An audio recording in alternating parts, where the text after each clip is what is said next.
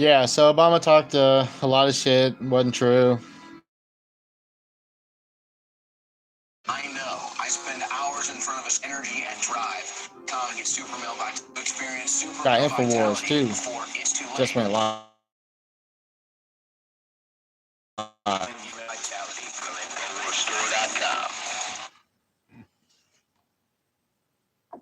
You're listening to The Alex Jones Show.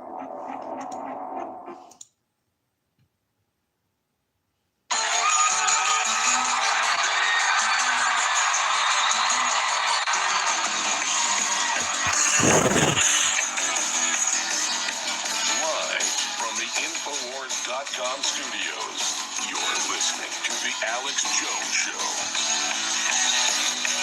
America and the few quasi-free countries that haven't been totally taken over by the multinational corporations and their allied consortium of authoritarian nations like China are just a few you can count on your hand. And we're under attack. And the globalists use our open free societies and our open free media and our universities and our systems to go train weak-minded collaborators to work to destroy the very fabric of the nation, and to call for unfair trade deals, and to call for being disarmed, and to call for taking the pension funds of old people, and to call for the borders to be wide open. These people have lived so long in an open free society, they have no survival instincts, no nothing. But those of us that still do have to get focused and have to understand the threat that we're facing. It's not about a red wave, it's not about a blue wave, it's about the wave of tyranny, the wave of oppression versus the wave of nationalism and populism. And the wave of tyranny has been rising for 50 years. But the wave of populism just began to rise, and it is huge and it is powerful. So it's not about every battle that we win or lose. It's about exposing the globalist and who controls it and moving forward. And that means exposing the election fraud. That means exposing the foreign meddling. The Democrats have jumped the shark bringing in all this EU and Chinese money.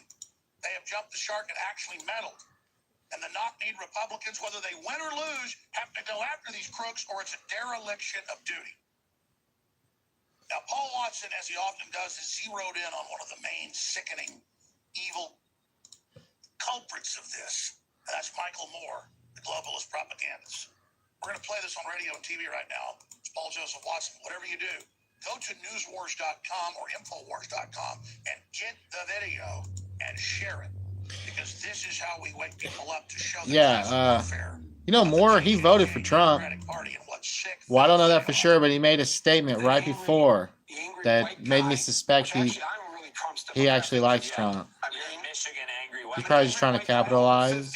With a high school education. So that's me. Yeah.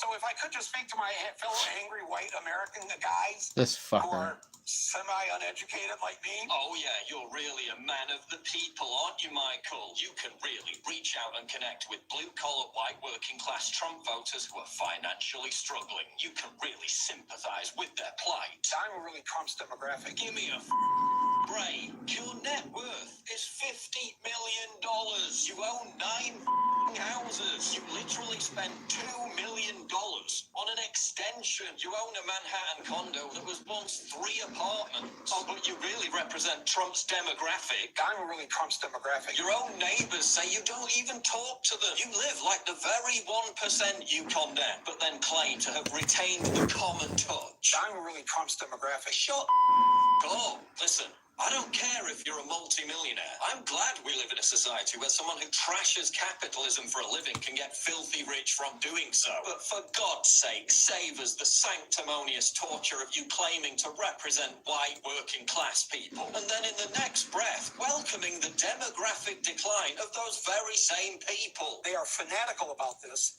because they know their time is up. Listen, wearing a baseball cap, refusing to visit a barber shop, and failing to maintain basic levels of personal hygiene isn't fooling anyone. You're not working class. You're a smug, conceited New York elitist who spends 99% of his time rubbing shoulders with other smug, conceited New York elitists, going on talk shows where literally every host holds the same pompous liberal establishment opinion, insisting that Trump voters are all angry, illiterate, uneducated rednecks who need to shut up and for old white people dying off, there's one thing that's dying off even quicker. Your career, your anti-Trump diatribe Fahrenheit 11.9 was a total flop. It grossed 1/20th of the money you made from Fahrenheit 9/11. Guess that next $2 million extension will have to be put on hold. Your Broadway show was also a complete financial failure. Even left-wing publication Variety admits you've lost your audience. Why? Because you're a total sellout. You've become the epitome of the very thing you started out railing against. Your first movie was about American jobs being offshored because of globalist trade deals. Now we get a president who tries to roll back those very trade deals, and you do everything in your power to tear him down. You're also a relentless hypocrite. You started off the 2016 election by calling Hillary Clinton a Goldman Sachs corporate warmonger. I just heard on the streets of Belfast here that you supported Hillary Clinton.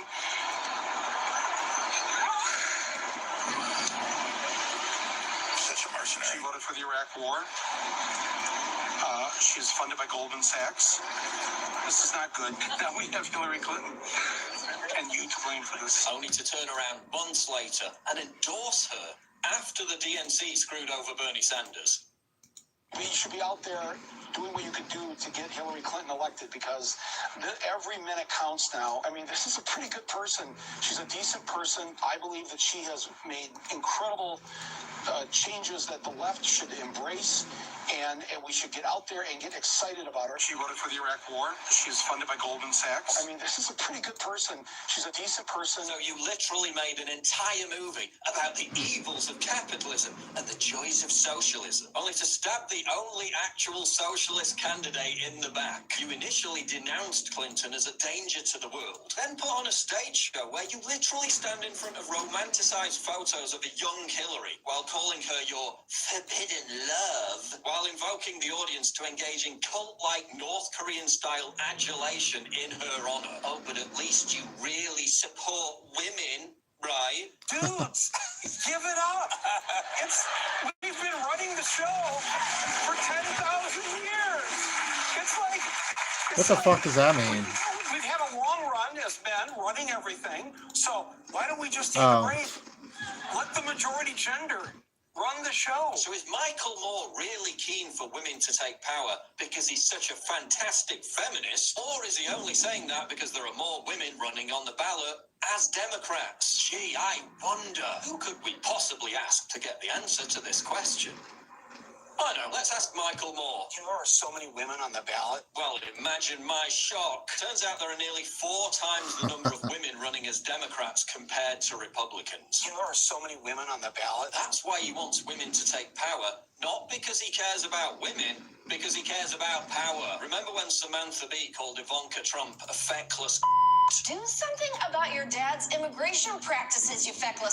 The backlash was so severe that even the normally unrepentant Bee was forced to apologize. I crossed the line. I regret it, and I do apologize for that. Guess what Michael Moore said about that? He called it brilliant. Yeah, he really loves women, but only if they're Democrats. Michael Moore loves women so much, he applauds when they're compared to genitalia. You feckless.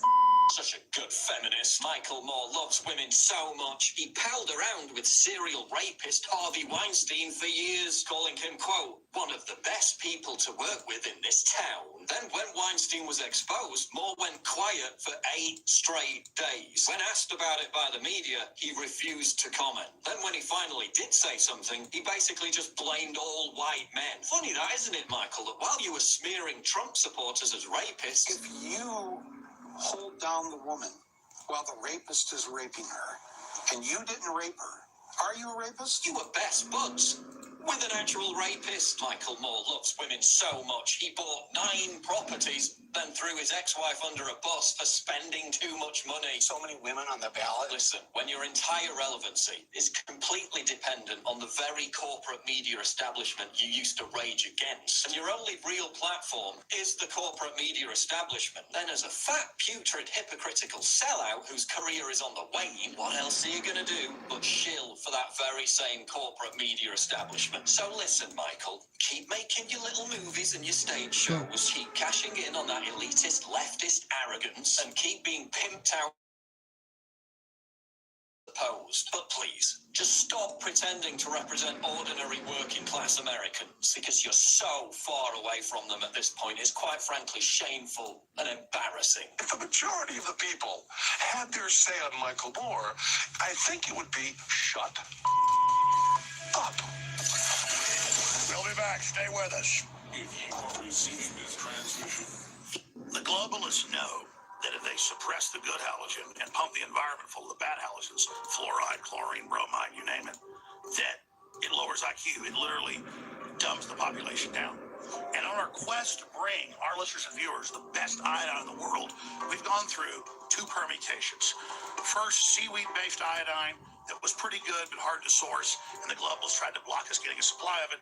So we discovered deep earth crystals of pure nascent iodine and raw UX2 that's been incredible. Now, due to the establishment trying to block that, we did more research and secured more of the deep earth crystals of nascent iodine. But chemists, scientists, and others showed us the research that by combining it with 3 other